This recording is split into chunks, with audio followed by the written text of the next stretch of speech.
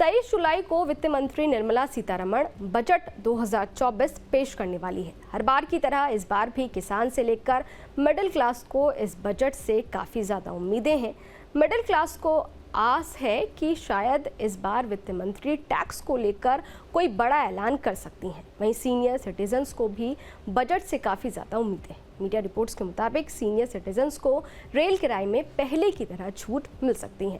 हालांकि रेलवे की ओर से इसकी कोई घोषणा नहीं हुई है। पूरी खबर क्या है, चलिए आपको इस वीडियो में बताते हैं। नमस्कार, मैं हूं अदिति शाह और आप देख रहे हैं news nation digital. Senior citizen को सरकार द्वारा रेलवे रियायत की संभावित बहाली को लेकर उम्मीद है। मार्च 2020 में भारतीय रेलवे ने सीनियर सिटीजन्स को ट्रेन किराए पर दी जाने वाली छूट बंद कर दी थी। कोविड महामारी के दौरान रेलवे ने बताया था कि उसकी आर्थिक हालत खराब हो गई है, जिसके चलते ये फैसला लिया गया है। सीनियर सिटीजन्स को जो छूट दी जाती थी उसके तहत महिला वरिष्ठ नागरिकों के लिए 50% की छूट, पुरुष ट्रांसजेंडर्स और वरिष्ठ नागरिकों के लिए 40% की छूट मिलती थी। लेकिन अब सीनियर सिटीजन्स को पूरा किराया देना पड़ता है।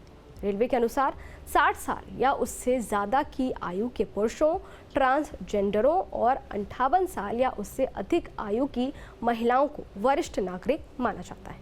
सीनियर सिटीजन रेलवे रियायत मेल और एक्सप्रेस ट्रेनों की सभी कैटेगरी जैसे दुरंतो, शताब्दी, जनशताब्दी और राजधानी ट्रेनों पर उपलब्ध थी। रिपोर्ट्स और आरटीआई के मुताबिक सीनियर सिटीजन्स को दी जाने वाली रियायत वापस लेने से रेलवे को एक्स्ट्रा राजस्व मिला है। रेलवे में सीनियर सिटीजन्स को दी जाने वाली छूट बंद करने के बाद से ही सीनियर सिटीजन्स छूट बहाली की मांग उठाते रहे हैं।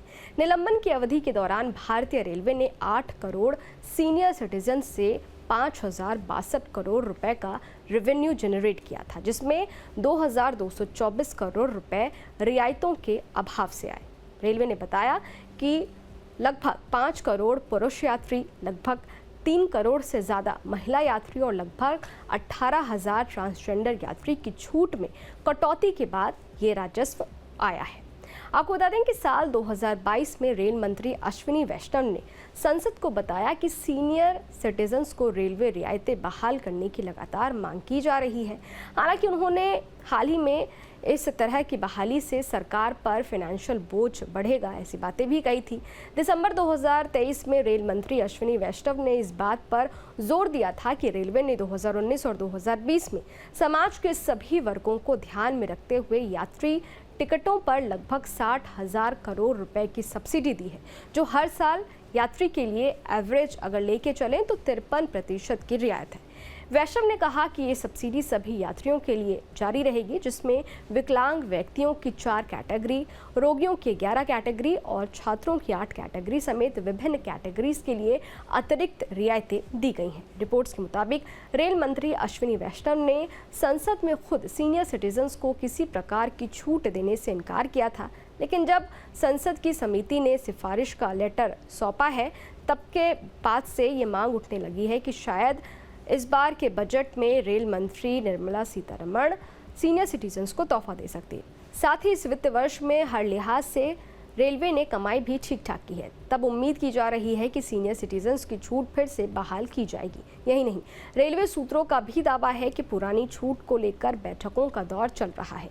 हो सकता है जल्द ही फिर से पुरानी छूट को ही बहाल कर दिया जाए। खैर, ये वीडियो आपको कैसा लगा? इस वीडियो पर आपकी क्या राय है? कमेंट बॉक्स में ज़रूर बताइएगा।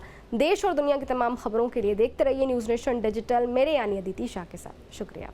न्यूज़ नेशन अब व्हाट्सएप पर खबरों की ताज़ा अपडेट के लिए न्यूज़ नेशन के इस QR कोड को स्कैन करें।